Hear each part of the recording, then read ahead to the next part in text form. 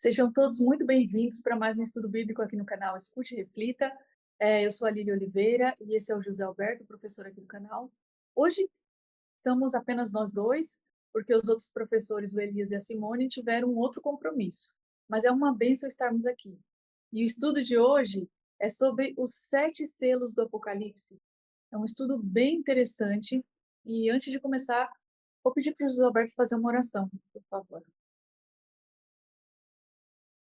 Senhor Deus, Santo Pai que estás nos céus, toda honra, poder e glória sejam a ti. Amém. Por favor, concede-nos o teu Espírito, ajuda-nos a estudar a tua palavra e a compreendê-la. Amém. Fala ao nosso coração, dá-nos fé, faz-nos confiar em ti. Amém. Ensina-nos com a revelação de Jesus Cristo e guarda-nos e salva-nos para o teu reino. Em nome dele que pedimos. Amém. Amém. Meus amigos, os 7 selos do Apocalipse. Desses 7 selos, 4 são cavaleiros. Por isso você já deve ter ouvido falar os cavaleiros do Apocalipse.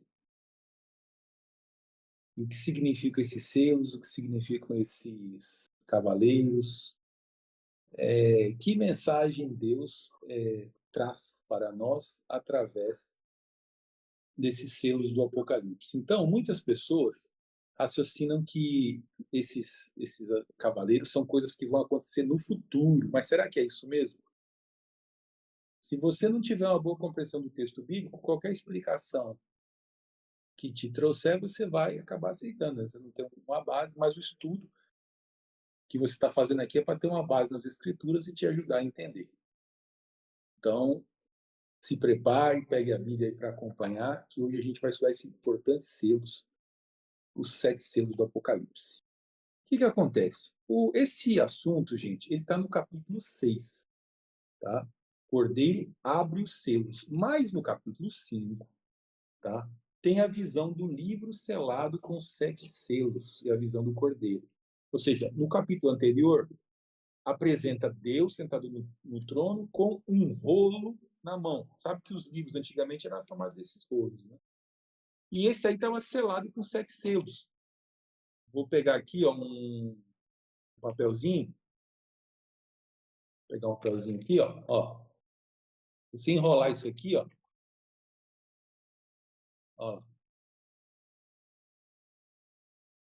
Vou tentar fazer aqui para você ver ao vivo, gente. Desculpa aí que eu não tinha nem preparado, não tinha preparado, ó.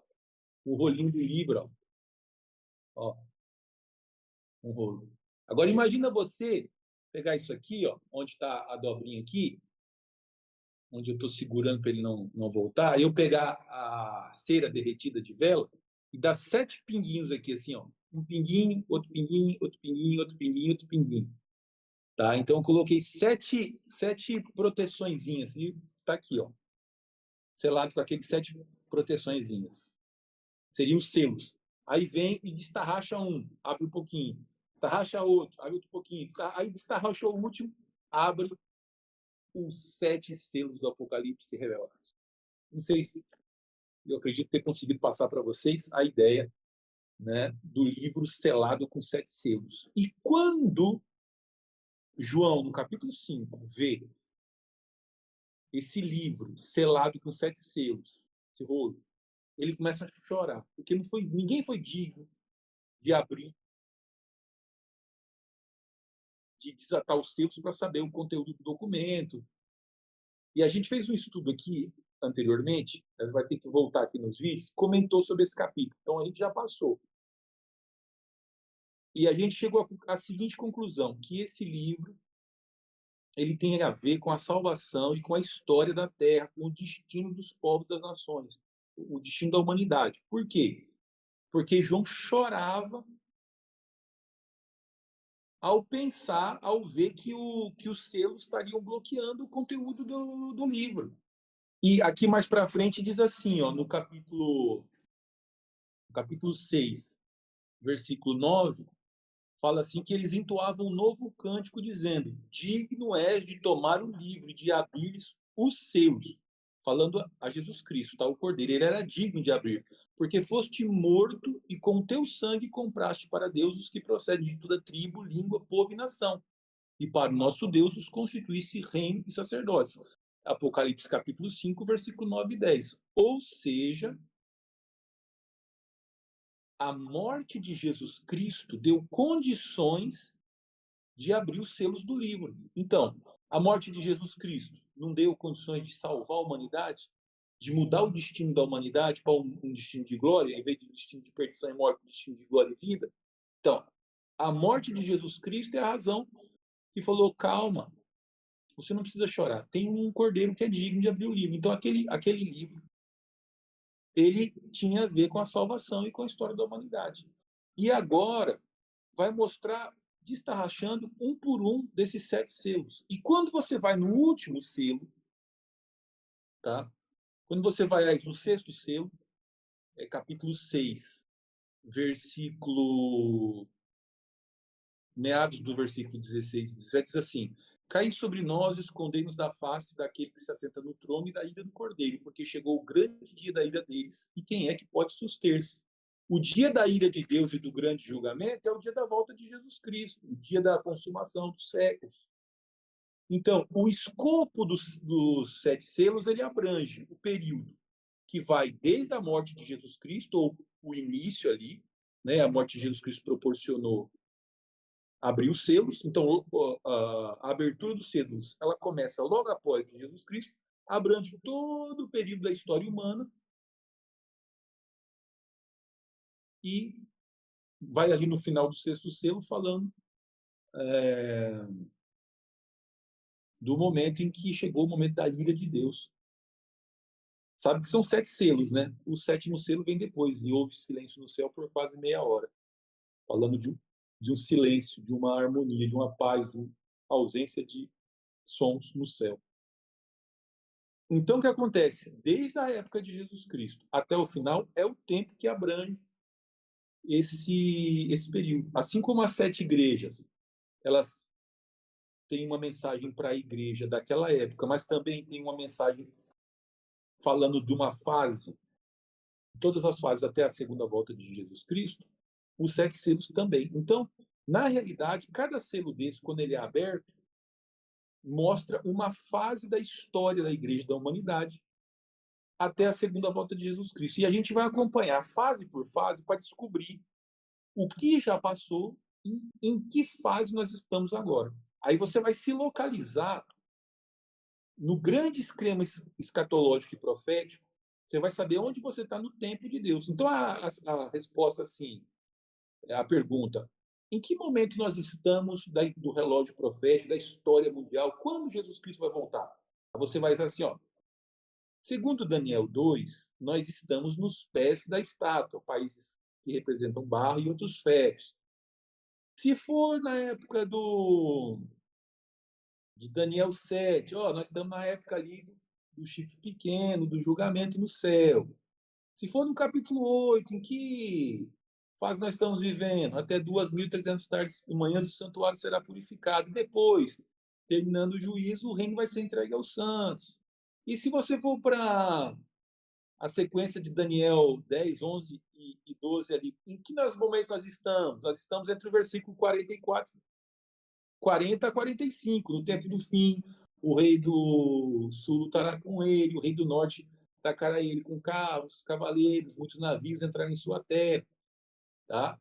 Se você falar em que época nós estamos vivendo, se você considerar as 7 igrejas, nós estamos vivendo na última igreja, época de Laodiceia. E se você considerar os 7 selos, nós estamos vivendo aqui. Então você empilha as cadeias proféticas, você empilha as linhas proféticas, e você tem uma história, você tem uma visão da história universal, do que Deus já falou e de onde nós estamos agora e do que falta para a volta de Jesus Cristo. Por isso, quando a gente fala de forma técnica, né, da forma da compreensão teológica, que nós estamos próximos da volta de Jesus Cristo, é porque nos grandes esquemas escatológicos a gente já está ficando colado no final. Você entendeu? Se não entendeu, depois que terminar, você revê o vídeo de novo. Eu mostrei para vocês aqui, de forma muito resumida, como é que Deus colocou as revelações desse tema tão importante nas Escrituras. Tá? Vamos entrar agora, a gente vai pegar e vai descer o nível, vai olhar no nível menor para ver as fases da igreja no, em situações do mundo, tá? Também aqui no caso, e Deus foi no desatar os selos, né? Tirar os lacres para poder entregar a posse da terra de novo à humanidade, né? O primeiro reino, o primeiro domínio de Deus. O que vai acontecer até a volta de Jesus Cristo. Mas desde lá da época de Jesus até o final.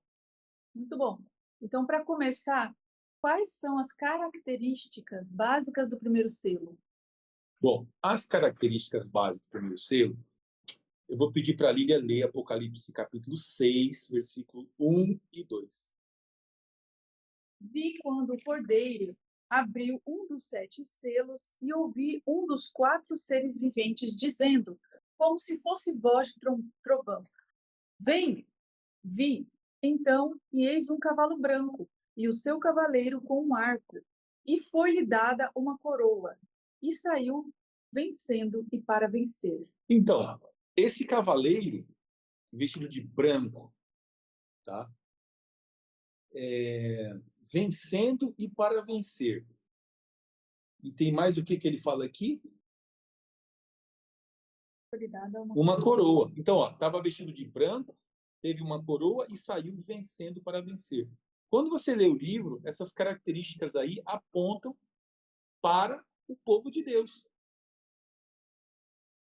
Você pode ver que quando a gente estudou sobre as cartas, fala assim, ao vencedor dar-lhe-ei, né? Ao vencedor dar-lhe-ei que se assente comigo no meu trono, que receba um novo nome, que tenha acesso à fonte da água da vida. Então, ao vencedor é uma ideia das pessoas que vencerem. Lembra que a gente falou? É imperativo vencer. A mensagem de Jesus Cristo às igrejas fala, ó, ao vencedor, é imperativo vencer. E também diz o quê? Quem tem ouvidos, ouça o que o Espírito Santo diz às igrejas. Então faz parte do povo de Deus ouvir a voz do Espírito Santo. Você ouve a voz do Espírito Santo e vence, você vai fazer parte, vai fazer parte do reino de Deus e vai receber o galardão que Jesus Cristo tem para aqueles que o servem. Então, essa primeira fase, ela é representada pelo branco. O branco também é uma cor que é associada à pessoa de Deus, pessoa de Cristo. A pureza, ela fala assim, os vestidos brancos, eles representam os atos de justiça dos santos, tá? E tem uma mensagem a uma das igrejas, tá? Que também menciona essa questão vamos ver aqui, capítulo 3, versículo 4 e 5, ó. Capítulo 3, versículo 4 e 5, fala da igreja de Sardes. Olha lá. Tem, contudo, em Sardes umas poucas pessoas que não contaminaram as suas vestiduras. Ó, não contaminaram, não mancharam suas vestes, e andarão de branco junto comigo, pois são dignas. Então, o vestir de branco aqui está ligado a não manchar as vestiduras, a ter um caráter purificado, ser justificado, praticar coisas boas, né? Como esse outro texto que eu falei, que as vestiduras brancas representam os atos de justiça dos santos. O vencedor será assim vestido de vestiduras brancas, e de nenhum modo apagaria o seu nome no livro da vida. Ó, o vencedor será vestido de vestes brancas, e de nenhum modo apagarei o seu nome do livro da vida. Tá? Então, saiu vencendo e para vencer, vestido de branco com a coroa.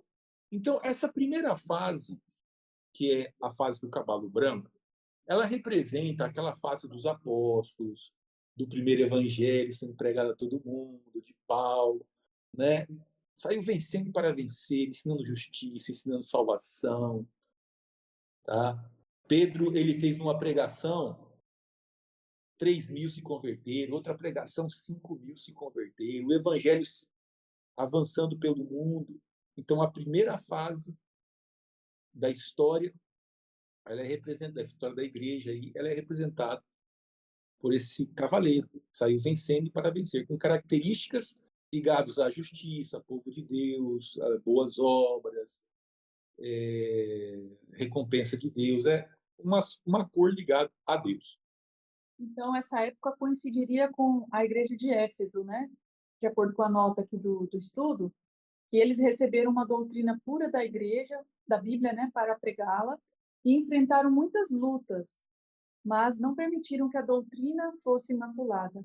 Houve também grandes vitórias para Cristo, mais de 3.000 conversos, né, no Pentecostes, e poucos dias depois já havia 5.000. E outras conversões, né, como a de Saulo, etc. Saiu vencendo e para vencer. Então, estava profetizado a igreja, né, sair com essa energia, vencendo para vencer. O primeiro amor, tudo mais. Tá certo. Muito bom. E para a segunda pergunta aqui do nosso estudo, que permissão foi dada ao cavaleiro do segundo selo? Permissão ao cavaleiro do segundo selo. Gente, Apocalipse capítulo 6, versículo 3 e 4. Depois dessa fase, que fase que veio? Vamos ver aqui. Quando abriu o segundo selo, ouvi o segundo ser vivente dizendo: Vem! E saiu outro cavalo vermelho, e ao seu cavaleiro foi-lhe dado tirar a paz da terra, para que os homens se matassem uns aos outros. Também lhe foi dada uma grande espada. Gente, quando veio esse cavaleiro, um cavalo vermelho, com espada na mão, para tirar a paz da terra, permitindo que os homens se matassem, tá? A figura é muito clara. É derramamento de sangue. É guerra, é perseguição religiosa, é um ser humano matando o outro. Então, o que aconteceu conforme o evangelho foi sendo pregado no mundo e foi avançando? Com o passar do tempo, começou a vir a perseguição religiosa, começou a vir um ser humano matando o outro, que é o Império Romano, perseguindo e matando cristãos. Muito sangue sendo derramado na igreja, gente sendo jogado, as feras sendo queimado, sendo torturado. Então, a segunda fase da igreja é uma fase que envolve derramamento de sangue, tá? E foi realmente o que aconteceu, tá? Está gravado na história que teve muita perseguição religiosa, muita morte, muito derramamento de sangue. E isso aí aconteceu o quê? Na segunda fase. Satanás trouxe muito mal, muita perseguição, muito derramamento de sangue. Então, a resposta é essa daí. Foi-lhe dado tirar a paz da terra. Tá? Foi-lhe dado matar pessoas e derramar sangue. Corresponde à igreja de Esmirna, né? Que ela suportou muito sofrimento, pobreza, e ela não teve nenhuma crítica, nenhuma correção, nenhum julgamento. Muitos mártires nessa época. E depois também, né? Bem, a terceira pergunta diz o seguinte: de que cor era o cavalo do terceiro selo? Apocalipse capítulo 6, versículos 5 e 6. Quando abriu o terceiro selo, ouvi o terceiro ser vivente dizendo: Vem. Então vi, e eis um cavalo preto, e o seu cavaleiro com uma balança na mão. E ouvi uma como que voz no meio dos quatro seres viventes dizendo: uma medida de trigo por um denário, 3 medidas de cevada por um denário, e não danifiques o azeite e o vinho. Isso. Então, o cavaleiro, tá? Em cima desse cavalo preto, ele vinha com a balança na mão. E ouviu-se uma voz. Uma medida de trigo por um denário. 3 medidas de cevada por um denário. Não danifiqueis o azeite e nem o vinho. A balança, gente, serve para pesar. Tá? Quando você coloca assim uma balança de 2 pesos, você tem que colocar um peso de um lado e uma referência do outro para equilibrar. E você sabe que está no mesmo peso da medida. Tá? E usa a ideia de alimentos. Trigo, cevada, azeite e vinho, tá? Então, qual que é a ideia que passa aqui? A ideia que passa é que o alimento estava caro e que ele estava com essa balança na mão, pesando, medindo, comparando. É, um denário é o salário de um dia de trabalho, tá? E eu não sei exatamente qual é a medida. 654 gramas de trigo. 654 gramas, gente, não chega a dar nem 1 quilo. Então você vê, eu faz tempo que eu não compro a farinha de trigo no supermercado, mas na minha cabeça, 1 quilo de farinha de trigo está girando em torno de R$ 8, R$ 7, não sei se eu estou enganado, R$ 8. O salário de uma pessoa, vamos supor um pedreiro, o pedreiro ganha mais ou menos R$ 200 num dia, um pedreiro bom aí, profissional, tá? Então o que acontece? Com um dia de trabalho, ele consegue comprar vários quilos de farinha. Mas aí está dizendo que um dia de trabalho por 1 quilo de farinha. Ou seja, alimento caro, alimento raro. Tá? Ou seja, conforme vai vindo a escassez, o alimento vai ficando caro. Então, depois da fase da igreja perseguida, o que aconteceu? Aquela doutrina pura do evangelho, que se manteve pura na época dos mártires, ela começou a se juntar com doutrinas humanas. Nessa época entrou idolatria, salvação por obras, comprar terreno no céu, etc. Então, a Bíblia, que é as Escrituras, foi sendo boa parte. Você quer ser cristão, mas não precisa ler as Escrituras. Aceita o que a tradição dos pais da igreja fala. Então, o cavalo negro representa trevas, o cavalo branco representa luz. Então, aquele povo que recebeu luz, que saiu vencendo para vencer, foi perseguido e permitiu que a escuridão viesse para a igreja. Então, nessa fase, tá, o trigo, a cevada, o azeite e o vinho, que representam o pão da palavra de Deus, que representam o azeite do Espírito Santo, que representa o vinho do sangue de Jesus, ficou mais difícil de você ter acesso a isso. Então você começou a trazer escuridão, começou a trazer paganismo para dentro das crenças, das doutrinas. Então a igreja entrou numa fase escura, tá? Uma fase de doutrinas estranhas, heresias e erros dentro da igreja. Vai vendo que a história é brava. Né? Isso aqui são grandes períodos explicados em pequenas frases. Fases da igreja, 2000 anos de história, Deus está contando as fases. Isso. Que representaria mais ou menos a igreja de Pérgamo, né? Aqui na nota do estudo diz que a igreja, nesse período, ela enfrentou lutas para manter a pureza das suas doutrinas e que viu ser derramado o sangue de seus membros por não renunciar à fidelidade, agora representada pelo preto, antítese do branco. A negrura, muitas vezes representada na Santa Bíblia, as trevas morais, o pecado, a apostasia ou o erro. E correspondeu ao período que vai desde 313 a 538.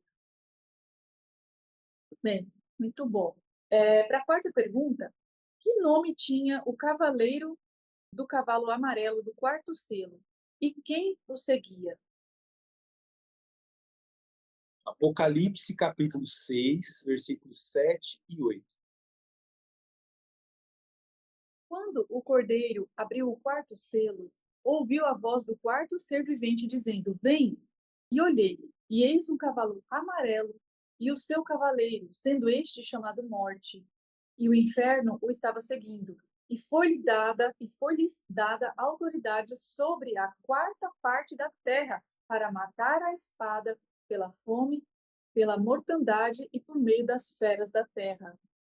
Então, esse cavalo amarelo, algumas pessoas, né, que estudam aí o original dizem que é um amarelo esverdeado, é uma cor assim de morte, sabe? Aquela pessoa que morre assim, já, com aquela cor estranha, cor amarela, amarelo de morte. O próprio nome dele era como? Morte, o inferno o seguia.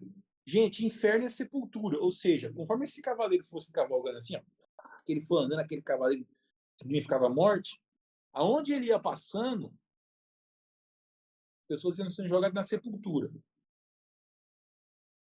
E ele tinha o quê? Tinha espada também, né?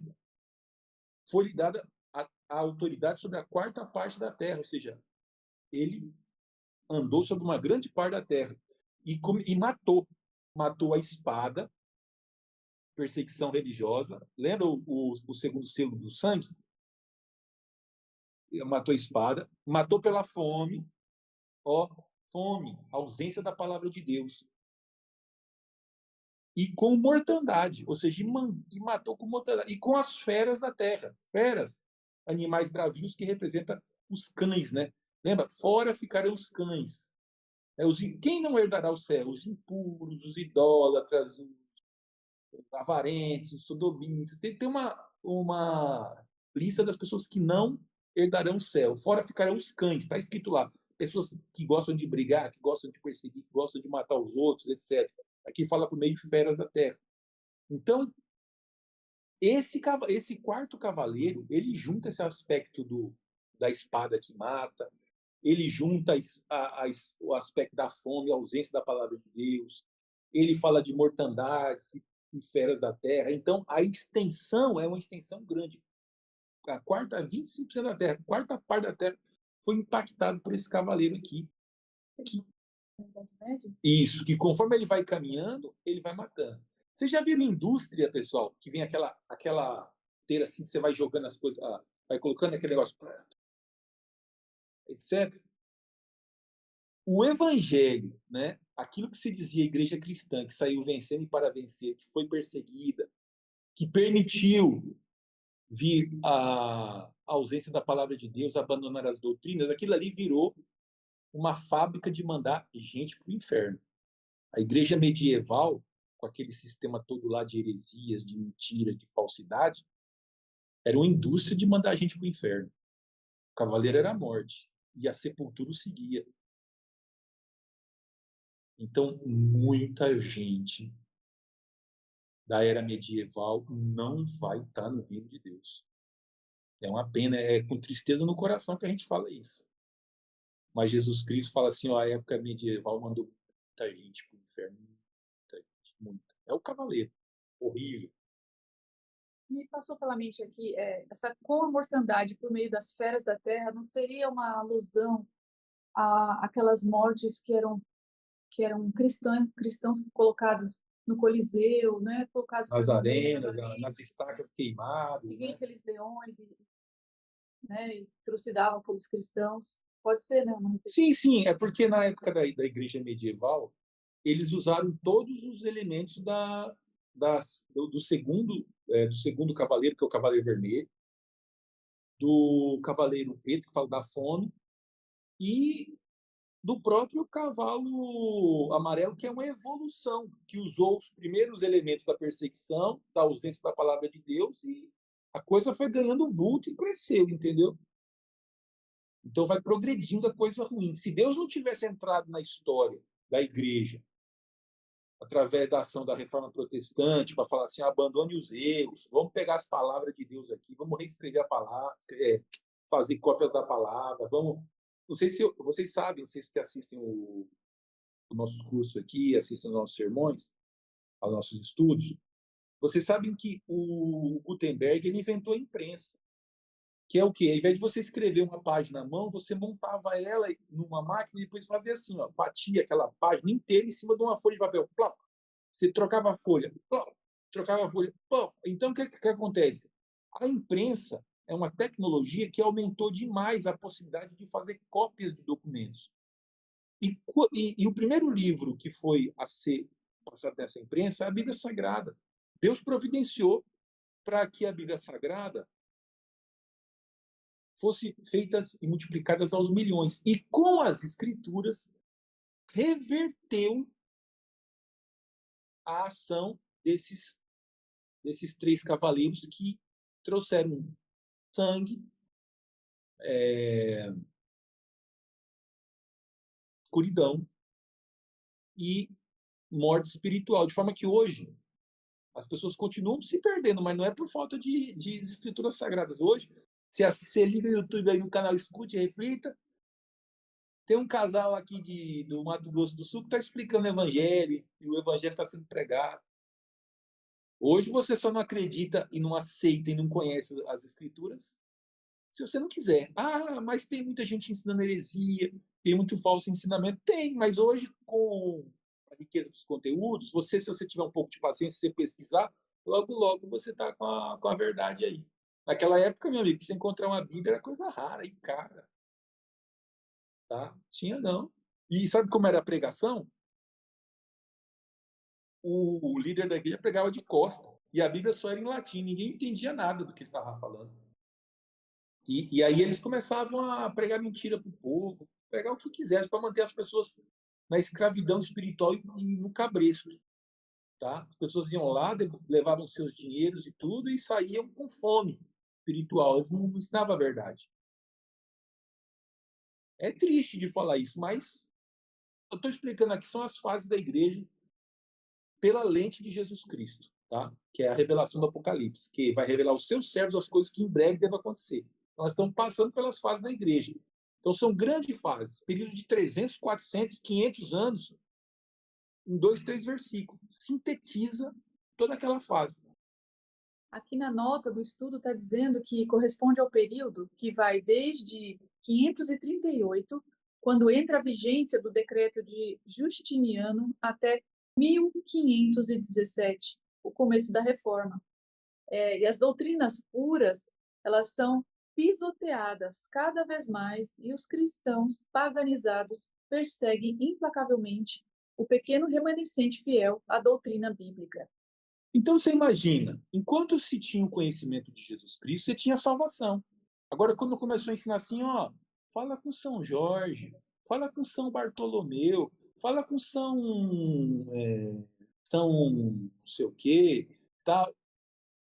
Eles criaram atalhos para você chegar a Deus. Só que esses atalhos são fantasia.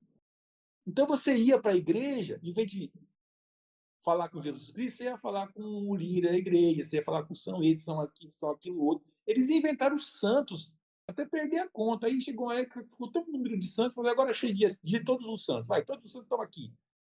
Vira uma bagunça. Tá? Como é que você explica hoje para a pessoa, se dá uma aula, fala assim, ó, se você cometeu um pecado, transgrediu a lei de Deus, você se ajoelha, confessa o seu pecado e fala assim, eu errei.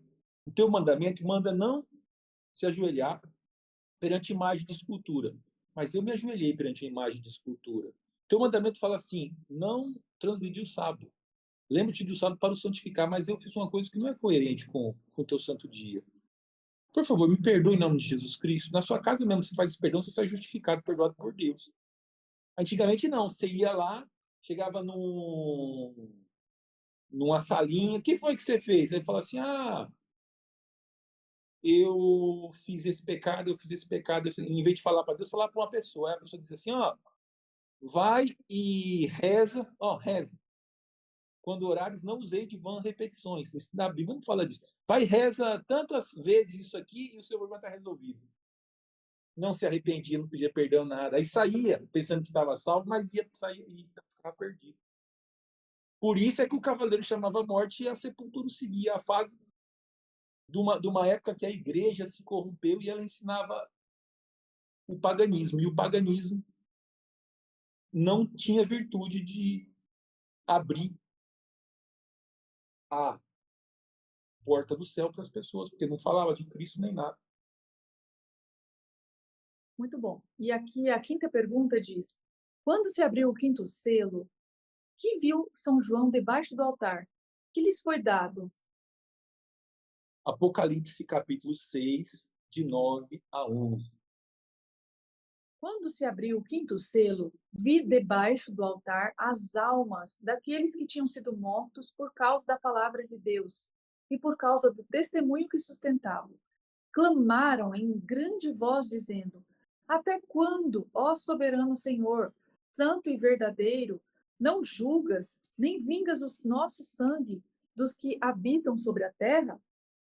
Então, a cada um deles foi dada uma vestidura branca, e lhes disseram que repousassem ainda por pouco tempo, até que também se completasse o número dos seus conservos e de seus irmãos que iam ser mortos como igualmente eles foram. Então, nessa visão, ele viu um altar e pessoas, tá? Almas, gente, são pessoas. Ele viu o altar de pessoas clamando: Ó grande juiz, ó grande soberano Senhor, até quando não julgas e vingas o nosso sangue? Então, a visão aqui é de um altar e de pessoas falando, tá? Debaixo do altar, perguntando assim, até quando não julgas e vingas o nosso sangue? Soberano Senhor, até quando? Então, o que, que representa essa imagem de pessoas falando debaixo de um altar? Representa os mártires falando, os mártires, as pessoas que morreram, como se elas estivessem falando assim, Senhor, até quando vamos continuar sendo mortos por esses poderes que dominam o mundo e que nos perseguem? Até quando? Julgas e vingas o nosso sangue, ou seja, julga a nossa causa, exerce o juízo e justiça, tá?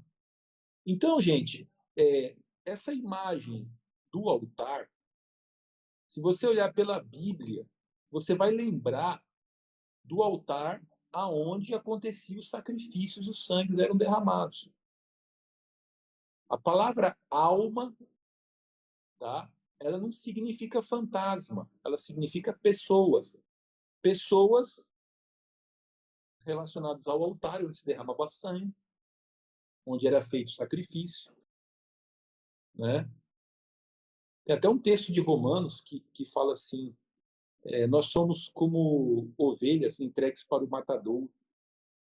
Tem um texto de Romano que compara uma pessoa que serve a Deus como uma ovelha sendo entregue ao matador, que lembra um pouco assim, né, o sacrifício de Jesus Cristo. Ou seja, pessoas que morreram por causa da causa de Cristo e que estavam falando, Senhor, até quando não julgas e vingas o nosso sangue? E Deus falou o quê? Aguardem até completarem o número dos seus conservos, os que vão ser mortos. Calma que vão ter mais alguns mártires ainda. Aguardem, Foi dado para eles uma tá? vestidura branca, né? E foi-lhe dado uma vestidura branca, que é ligado ao primeiro cavaleiro, que é ligado ao evangelho, que é a justiça de Cristo, os atos de justiça dos santos, né? Os mártires praticavam atos de justiça. A morte deles selou o testemunho deles do lado de Deus, tá? E foi o quê? Lhe disseram o quê? Que repousassem ainda por um pouco de tempo. Repousem. A morte também é conhecida como um repouso. Repouse por um pouco de tempo. Calma. Fiquem aí, tá? Até completar o número dos seus conservos e dos seus irmãos, que iam ser mortos como igualmente eles foram. Então, a ideia de que ainda ia ter alguns mártires, né? E a gente sabe que até o final da história desse mundo, mais próximo da volta de Jesus Cristo, vai voltar a ter mártires, tá? Apocalipse 13, segunda parte, fala disso daí. Então, depois desses cavaleiros, veio uma época em que a história da igreja é representada como pessoas clamando, Senhor, até quando a gente vai ser perseguido? Até quando nós vamos ser martirizados? Por favor, exerça juízo sobre nós. É por isso que lá em Daniel 7, versículo 9 e 10, aparece a imagem do juízo. Até quando acontecerão essas coisas? Daniel 8, 14, 13 e 14, né? Até 2.300 tardes e manhãs, e o santuário será purificado. Tá? Então, essa ideia do juízo representa uma resposta de Deus à o martírio dos seus santos. Então, está sendo construído, gente, a história da igreja, né? Reconstruída assim de forma simbólica e sintética,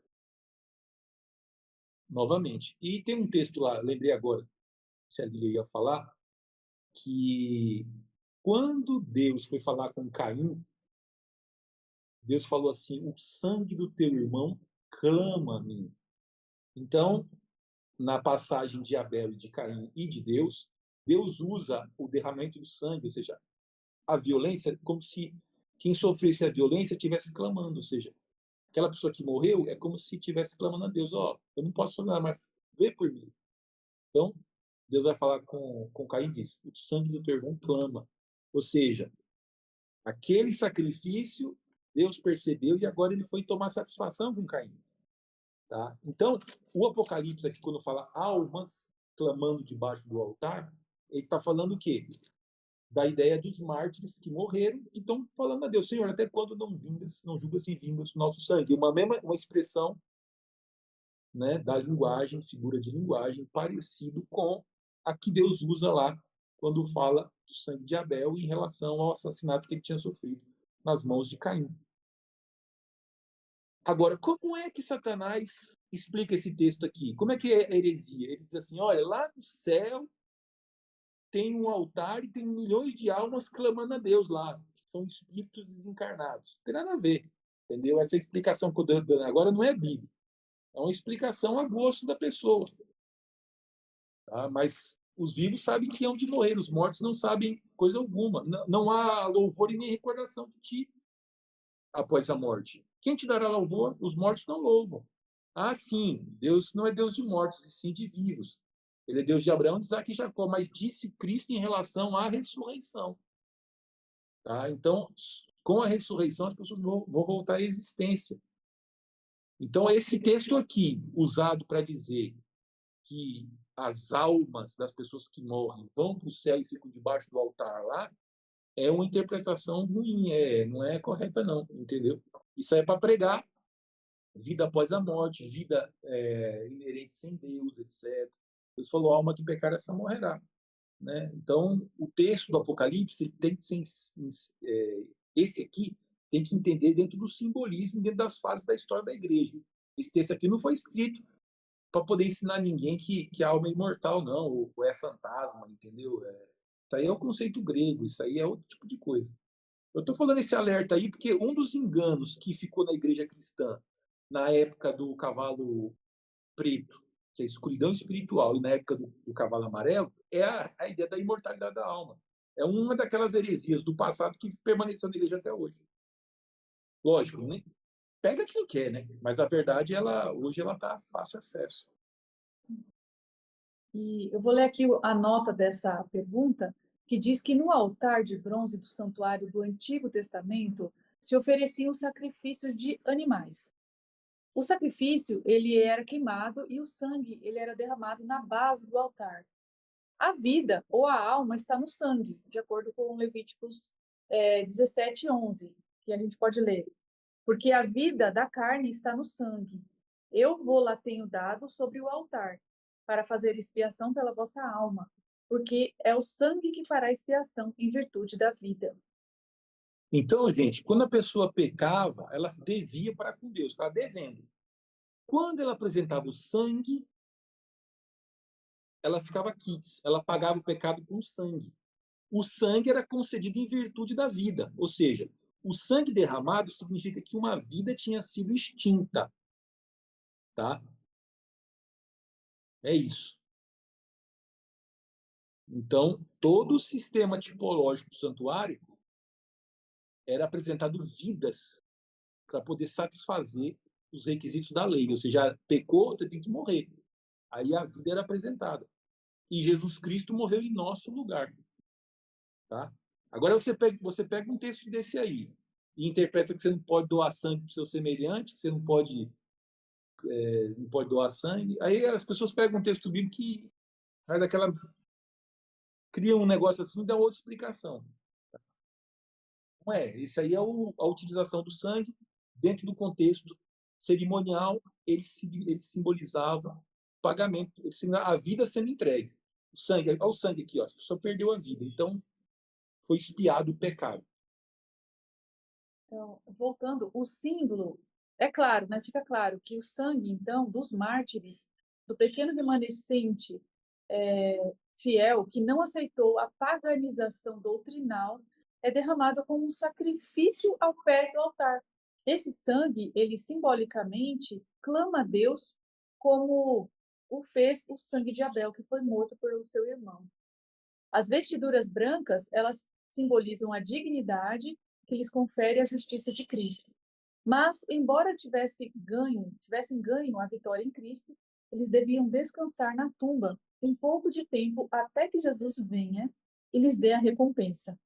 Está lá em Hebreus 11, versos 39 e 40. E esse período que a gente está falando é sobre, que vai mais ou menos de 1517 até 1755.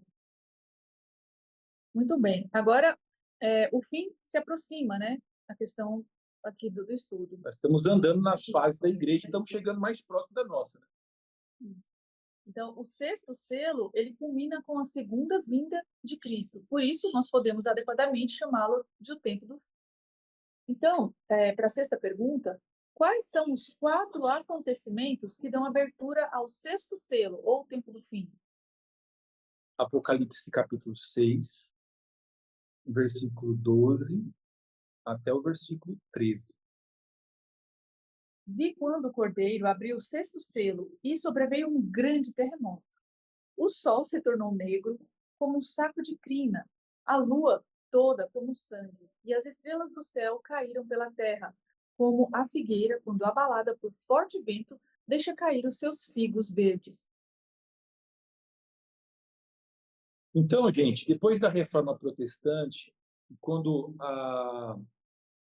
Deus falou assim, olha, vai começar, mais para frente vai começar o juízo, terminou essa grande fase, agora vai começar a próxima fase, que é o sexto selo. Tá? Passou aquela fase onde os mártires pediam, Senhor, julgas e vingas do nosso sangue. Agora vem a fase do sexto selo. E acontece 4 grandes acontecimentos. Um terremoto, o sol se torna escuro, a lua se torna vermelha e as estrelas caem do céu. Tá? Então, esses eventos, eles marcam o início da abertura do sexto selo. E esses eventos já aconteceram na história universal. Esse terremoto. É o de Lisboa, né? Que é de... Em 1755 teve um terremoto muito forte. Tá? Depois veio o quê?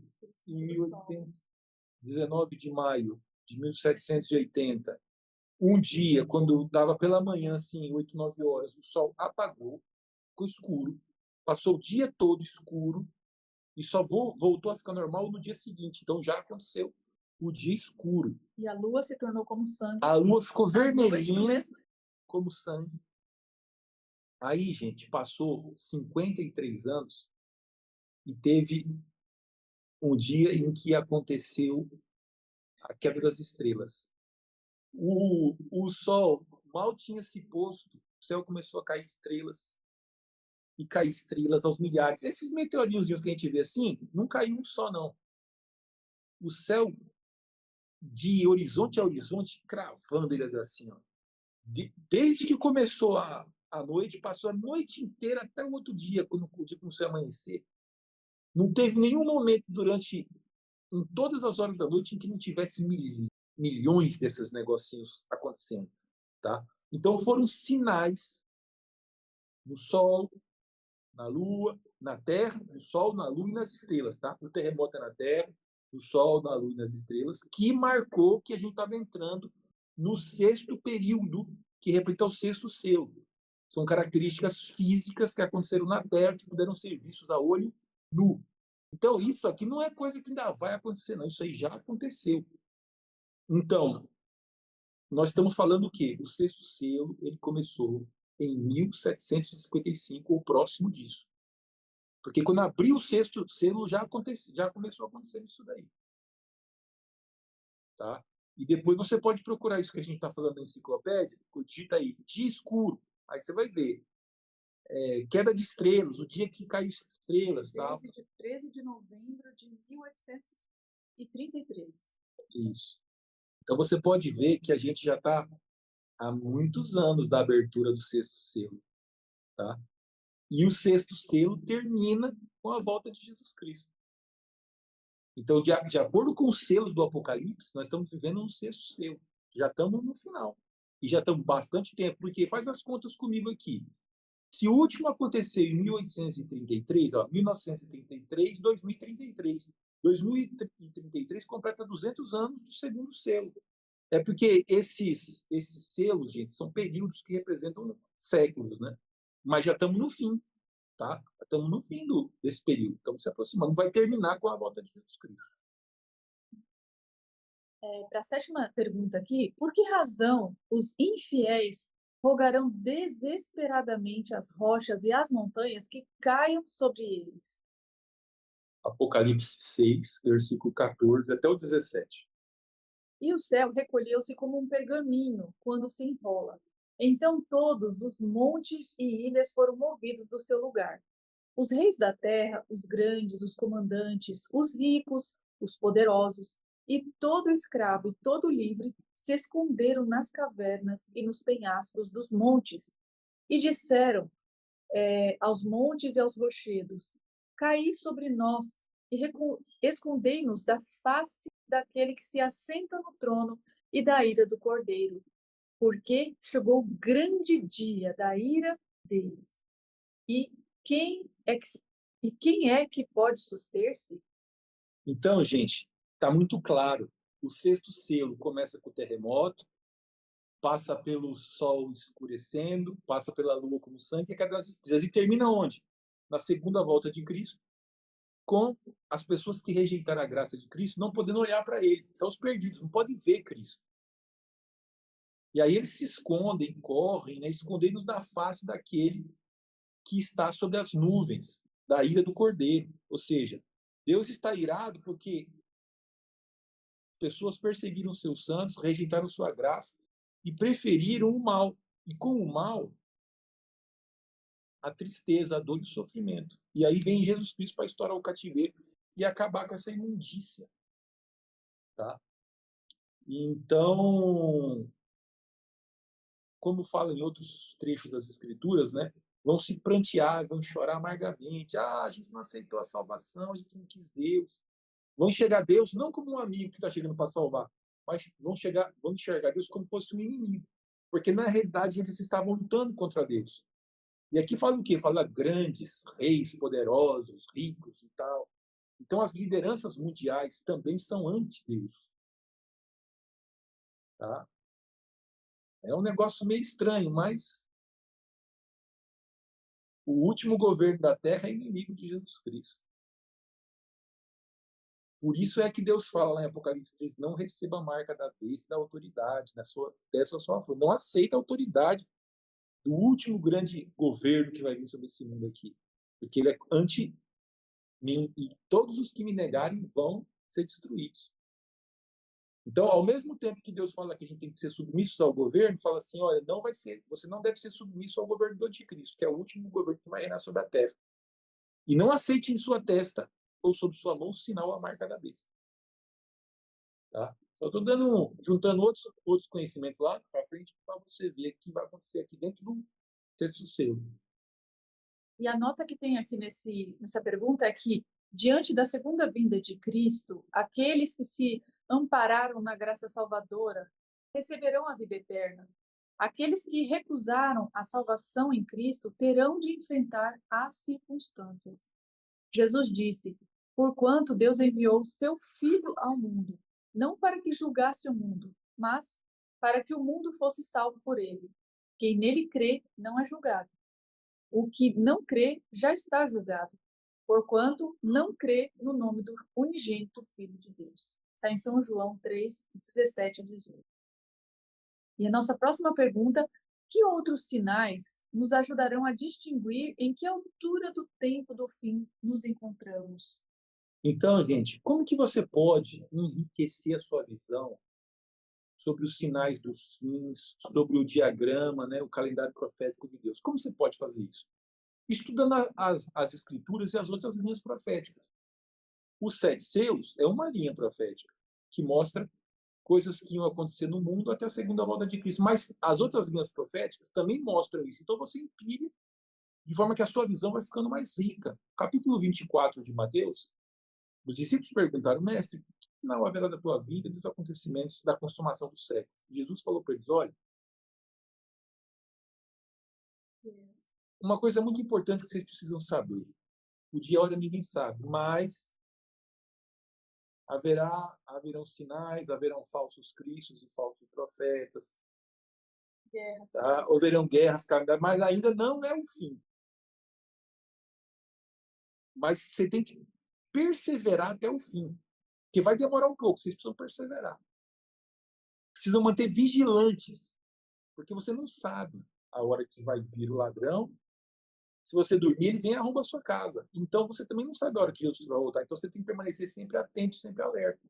Então, não aceitar falsos cristos, falsos profetas, ficar sempre alerta e pregar o evangelho. Esse evangelho do reino será pregado a todas as nações, em testemunho a todas as gentes.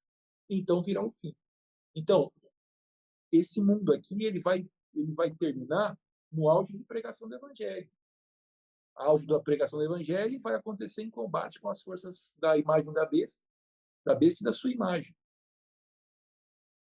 Tá? Então, o evangelho vai alcançar o ápice em um cenário de conflito. E somente os que tiverem muita fé em Deus, né, que derem o testemunho que eles creem em Jesus Cristo e permanecerem fiéis, esses vão ser salvos. Quem perseverar até o fim será salvo. Então não é para se desistir nem para escandalizar, mas ainda vai haver perseguição. Fizessem, né, que matassem aqueles que não adorassem a imagem da besta. Por isso que fala ali no quinto selo, olha, vai completar os conservos do sermão, aquele que ainda falta morrer.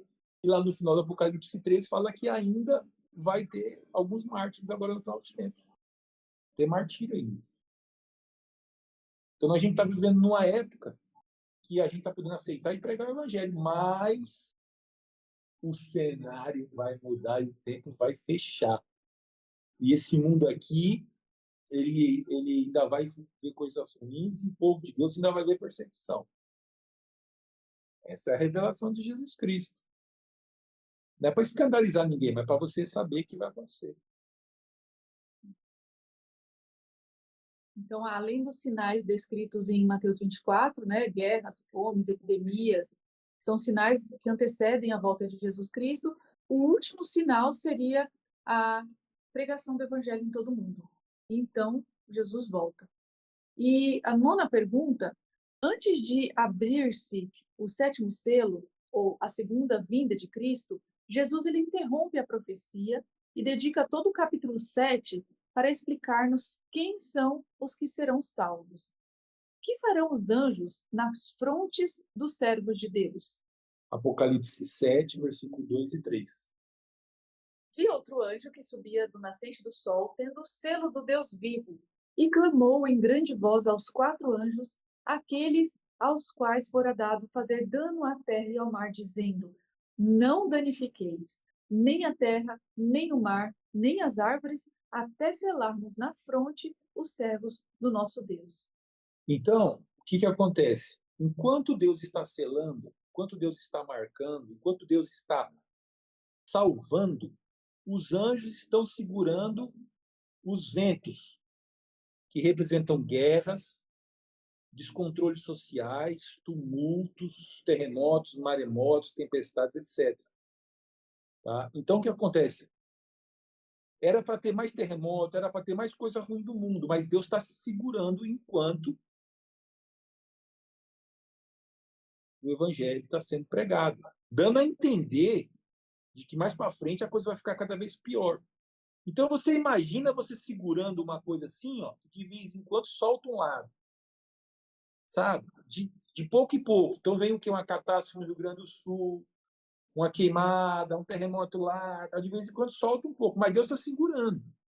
Porque na hora de soltar de vez isso aí, tá? As coisas vão acontecer muito fortes e muito ruins. Por quê? Porque o mal, ele também é representado por uma semeadura, e chega uma hora que ele vai colher. O mal foi semeado durante muito tempo. Então as pessoas estão loucas para fazer guerra, loucas para se matar, loucas para fazer.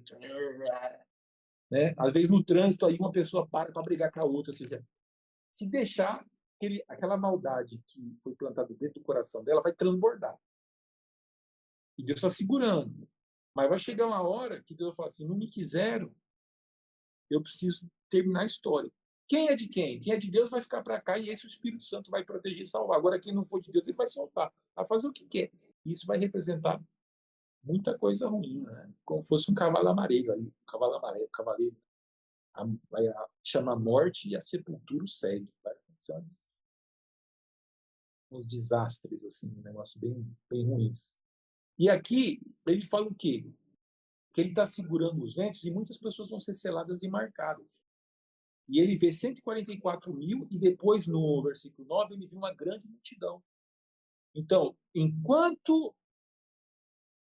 não termina a história humana, o evangelho está atuando no coração das pessoas, Deus está trabalhando para poder salvar. Se hoje você está ouvindo essa mensagem e você ainda não confessou Jesus Cristo como seu único salvador pessoal, e não vive uma vida de devoção e de comunhão com Deus, se converta e se arrependa. Aceite Jesus Cristo e venha fazer parte do reino de Deus, porque isso aqui, Deus está estendendo a mensagem de salvação. É você ouvir, crer e pegar. Tá? E quer encontrar alguns irmãos que estão nessa caminhada, que estão nessa militância, faz contato com a gente. Procura uma igreja adventista na sua cidade. Você vai ser muito bem recebido e vai fazer parte do povo de Deus agora para o final dos tempos. Tá? E vai estar num ambiente de pessoas que estão se preparando para encontrar Jesus Cristo. Para a nossa última pergunta aqui do estudo, é o que viu São João acontecer no céu ao abrir-se o sétimo selo? Apocalipse capítulo 8, versículo 1. Quando o cordeiro abriu o sétimo selo, houve silêncio no céu, cerca de meia hora. Cerca de meia hora. Algumas versões falam quase meia hora. Então, quando a gente estuda profecia, a gente tem a relação do princípio dia-ano. Um dia, em profecia, equivale a um ano. Meia hora equivale a quantos? Gente, eu fiz as contas, deu 7,5, 7 dias e meio.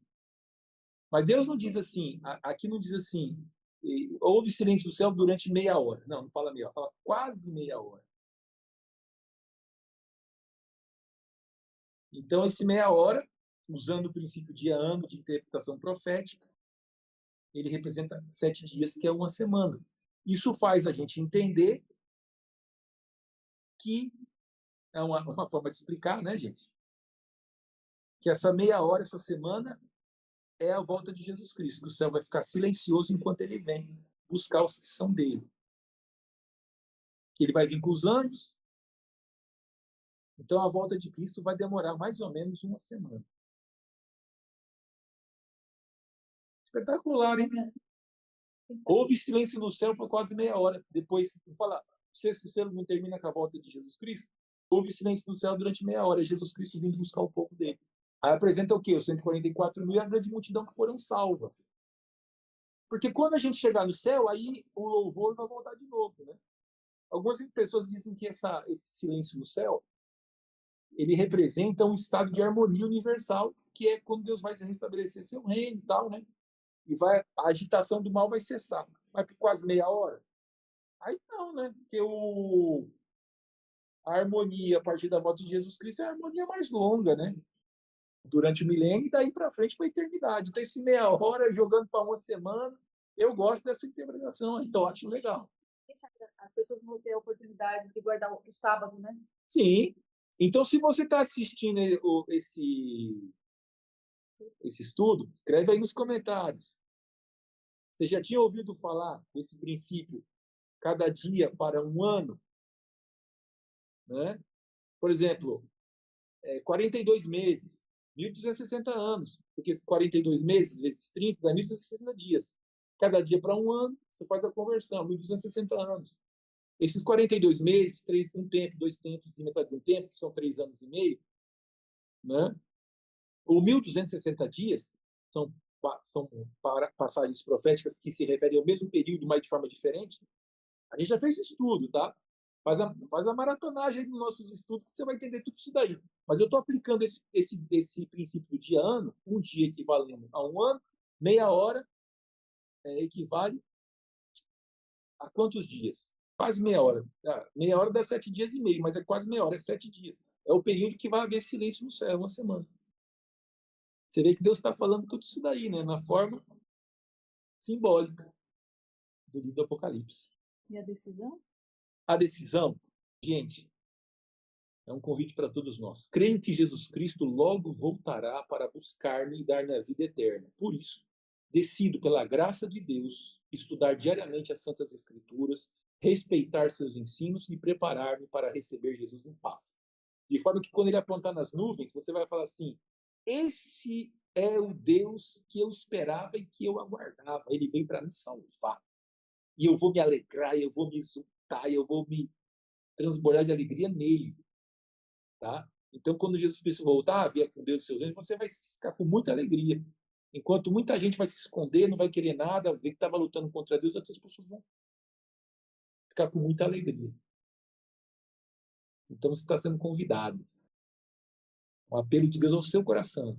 Se entrega, venha fazer parte do povo de Deus. Pela graça sois salvos. Se não vem de vós, é dom de Deus, mediante a fé. Se apegue. Não tenta entender tudo, não. A gente entende uma parte. Eu contei uma história aqui que é a história do Evangelho. Se apegue no que você está ouvindo que Deus falou. O raciocínio humano, ele pode lançar muitas dúvidas, mas desconfie das suas dúvidas. Você tem elas com você, desconfie, mas se apega ao Evangelho. Por quê? Porque o que vai fazer diferença é isso aqui. Não faça doutrina das suas dúvidas, tá? Mas faça doutrina da palavra de Deus. Muito obrigada, José Alberto. Muito obrigada a todos vocês que estiveram ouvindo. Minha mãe, o Elias estiveram aqui no chat e outras pessoas também deixaram seus recadinhos. Muito obrigada pelo carinho. E semana que vem estaremos com estudo sobre o selo de Deus no Apocalipse. Importante estudo, gente. Vamos Importante. saber que selo é esse. Elias e Simone, contamos com você semana que vem, hein? Estamos com vocês aqui com a gente. Sentimos muito a falta de vocês aqui. É verdade. E eu desejo que Deus os abençoe muito. Tenham todos uma semana abençoada. E sábado que vem, se Deus permitir, estaremos aqui, né, José Alberto? Glória a Deus. Com a Simone e com o Elias. Fiquem com Deus. Um abraço e até o próximo estudo. Tchau, gente. Tem que correr pro coral agora.